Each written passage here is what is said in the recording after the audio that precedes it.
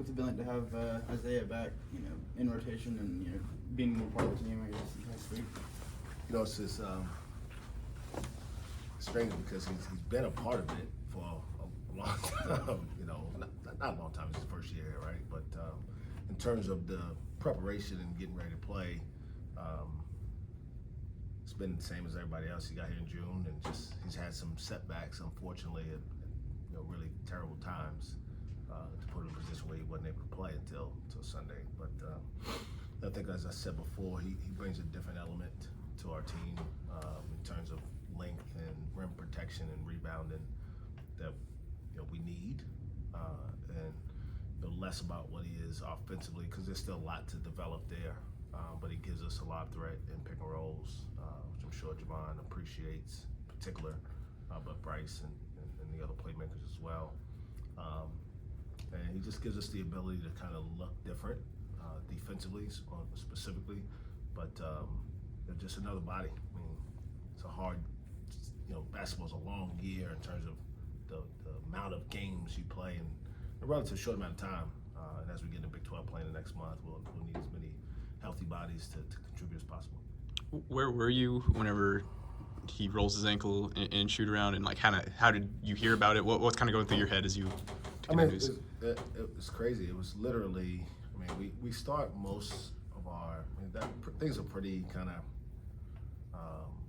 scripted in terms of prep for us. So shoot around, game day shoot around,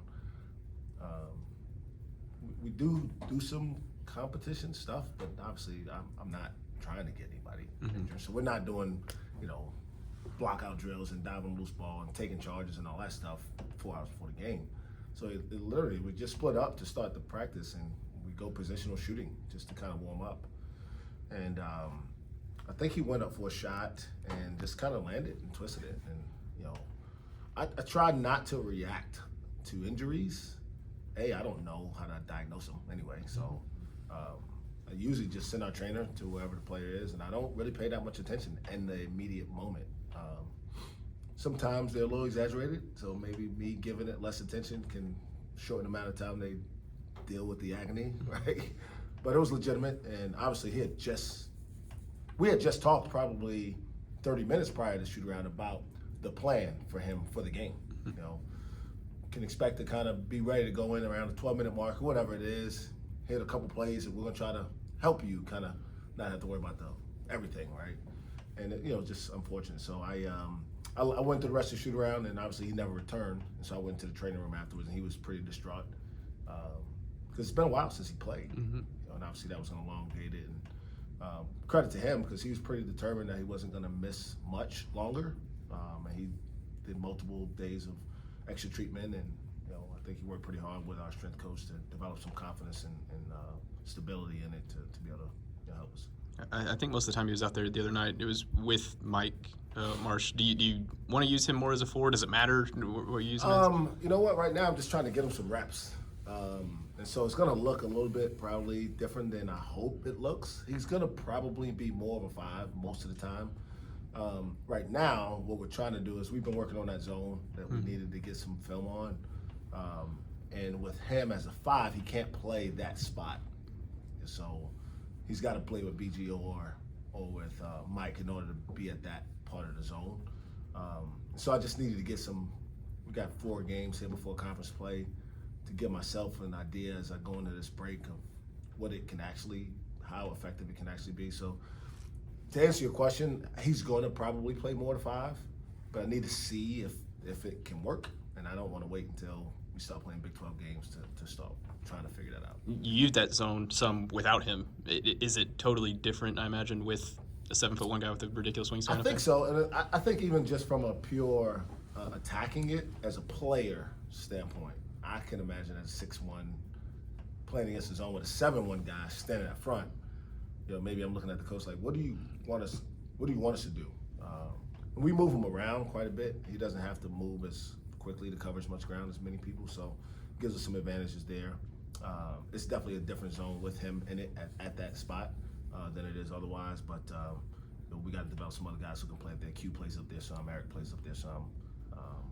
We don't put the other bigs in terms of Mike or BG up there at all. They don't move as well. with him being from the Northeast, when was the first time you kind of heard about him? So I heard about Isaiah when he was a sophomore in high school. Actually, I remember the first time I saw him, it was at one of those high school scholastic events, and maybe like 21, like the first summer you could kind of go back out after COVID. It was kind of a weird deal. Some people were going out, some people weren't. And just you can see the raw athleticism. Still does some things in practice that I don't know if I'll see 10 other people in my life do.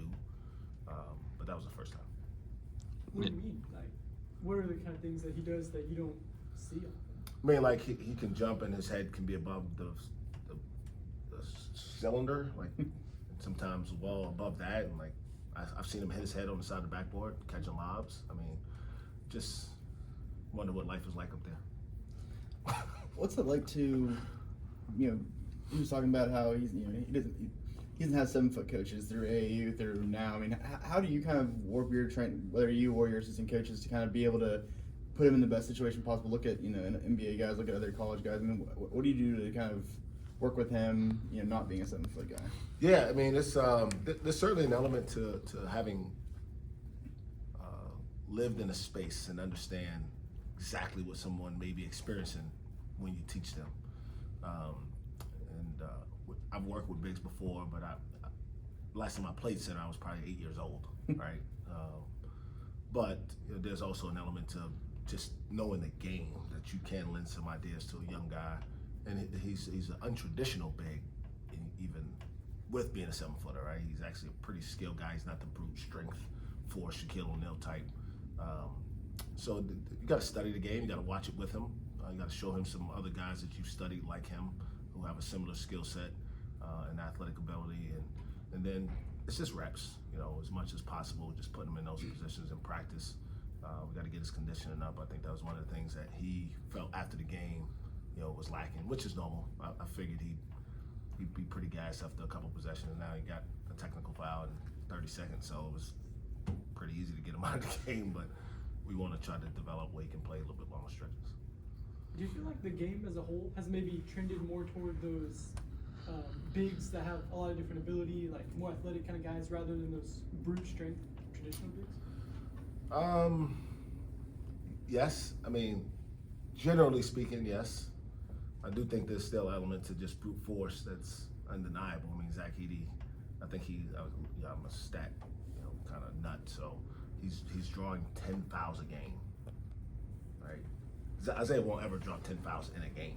Like he doesn't play that way, I don't know if I've ever had a guy who played that way, and sometimes guards are more prone to being able to draw fouls like that. So the game is, I think what's evolved mostly is it's much more of a skill game than people actually recognize.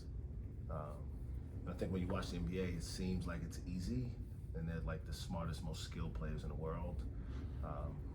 I go down to watch the Thunder occasionally, and I get there early enough to watch warm-ups. My son's getting into this, and so we go down there and we watch all of these guys. I mean, Joel Embiid to Tyrese Maxey to Robert Covington, 2 totally different players on the same team, right? They can all shoot the ball from anywhere on the floor, and it's pretty remarkable how the game's evolved in that regard. Like big guys have Nikola Jokic, Luka's 6'9", or whatever he is. Like the size of the guys with the skill is where the game's probably evolved the most. Sort of the scout on ORU. They're really good. They got 3 really dynamic offensive weapons, and Weaver, Thompson, and McBride. McBride and Thompson, who hardly ever come off the court.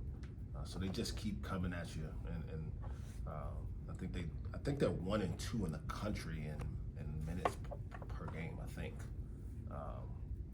And so what that does is they have a great sense of how to evaluate the game as it goes, right? They're not coming out and having to sit or starting on the bench and coming in. So that gives a different element of how you prepare for guys like that. And one of the things is you don't want to let them get off to a good start because they can play well the whole game. The other thing is you got to try to give them different looks and try to wear them down over the course of the game, and hopefully they fatigue out, which obviously they're conditioned well enough 10 games in to be able to play through most of the game. But they're really, really good offensively. They don't have a ton of size, but they're competitive in there. They got a freshman big who's getting better. I've just been really, really impressed with Russ and what he's doing over there. Obviously, taking over a program that's been really successful is hard because the expectations don't change, especially when you have guys who return that have been a part of that success. So kudos to him. They had K-State beat 2 weeks ago. They lost to Tech last night. They played a really tough schedule, and we got a tall task ahead of us. You've traditionally, through the non-conference, been pretty open with your rotation throughout. Do you start trimming things down as Big 12 play gets closer? And how do you kind of have those discussions with those young guys that haven't sat before? Yeah, it's hard. It's hard. It's been harder this year with just so many guys in and out. My plan actually was to try to get more closer to a rotation earlier, like now, right, and be kind of at 7.5, 8, maybe 9. Foul trouble game dictates that. But you don't have Isaiah till game 9. You don't have Javon for game 1. You miss Thompson for 3 of the games in the middle. So when you talk about 3 guys who are going to be, you think, a part of what you want to do moving forward, we're still trying to figure out that rotation. I think some things are fairly well established. Q's our highest minute guy. He's going to play a lot. I think Daly's been pretty consistent in terms of minutes. Garrison's kind of evolved into a heavy minute guy. Javon's probably our highest usage player. And then, you just got to get Bryce playing a little bit more consistently on the offensive end. Our numbers would tell us that we're better on defense when he's in the game. And that's probably news to him even, because that's not where he's hung his hat in his career so far. So, it's not an excuse, it's a reality. Not having your guys play enough together makes it harder to establish that. With the guys who aren't as playing much, and a guy that comes to mind like Justin McBride, maybe Connor, it's college basketball is hard. I mean, I think I saw something last week where there's like 16 freshmen at the power or whatever that are averaging double-digit points. And 2 of them are on our team at that point, in Keller and Daly. The other one was Jacoby Walter, who will probably be a top 10 pick in the draft. And so college basketball is, in general, older than it's ever been. We probably got one more year of this, with this senior class having another COVID year. And then it'll kind of start to probably teeter out. But the reality is I don't think coaches are going to get comfortable living with a bunch of young guys all the time, because it's hard. They just don't understand the urgency and the gravity of every possession now, because they never have had to, and a turnover is just a turnover. Well, a turnover could be the reason you lose the game, like one of them. I want to get there over the next 2 weeks before we get into conference play. The games will kind of determine that, but I'd like to be able to get to where we got 8 guys that we feel pretty good about, going to be playing a majority of the minutes. When you were building this team, were you ever worried at a point where there's a lot of freshmen that we have here, and Isaiah hadn't played in a game where? You know what? So a couple things happened. When we signed the class in the fall, you kind of trying to, you look at last year's rock, you don't know. Yeah. Right? That was part of the challenge. We had 7 guys, I think, that all could have returned. And 3 did. We had 2 guys who couldn't come back, and Caleb and Bernie. And all the other guys, you didn't know until after the season. Well, you gotta kind of try to sign the best guys you can, hoping you get as many of your experienced guys back. And I don't want to say I was surprised by any of the guys who left at the end. You just got to deal with it at that moment. So I'll just say, for instance, if Musa comes back, we probably don't go out and try to find another center. Mm-hmm. But Musa leaves, I'm not sure it's fair to Brandon to say, hey, you're going to be starting center and play 35 minutes a game from day one. We may eventually get there, but he needed some help through the summer and learn how to compete, how to practice. That's where Mike's been valuable for us. And then you just go position by position. But then there's also an element to, you got into the portal, and there were a lot of, we saw the news yesterday, like guys who were available that we were told weren't going to be able to be eligible. Mm-hmm. So there's really no value in taking the guy if he isn't going to be able to help you bridge that gap for the young guys, if that makes any sense. Mm-hmm. So we didn't take any guys who were 2-time transfers, and now they're all So we were pretty convinced we had to take either one guys who didn't transfer or grads, and that's what we did with the 3 transfers we took. So I like the guys we got. I'm not saying anything against them. Just saying the circumstances changed, and now they changed again in the middle of it. So Obviously, clarity would help in that situation. But do you think that the signing periods need to move, or is that unfair for the high school kids? all of this is unfair to the high school kids. Yeah. Seriously, I mean, none of this is really that beneficial to them. I think there's a kid that's playing his 8th year of college basketball this year. And it's only one, so it's not we're talking about a big sample size, but there's probably a high school kid that's not in college on scholarship now because the kid that was in college before he was in high school, the high school kid, right, is still playing. It's absurd. Like, and again, I'm talking big picture stuff and we're getting into the weeds a little bit, but yeah, I think we got to there's got to be a correction on what we want to be as college athletics, I think, is a big picture. I think we're struggling with that, probably in all sports. I don't know about the other ones specifically, but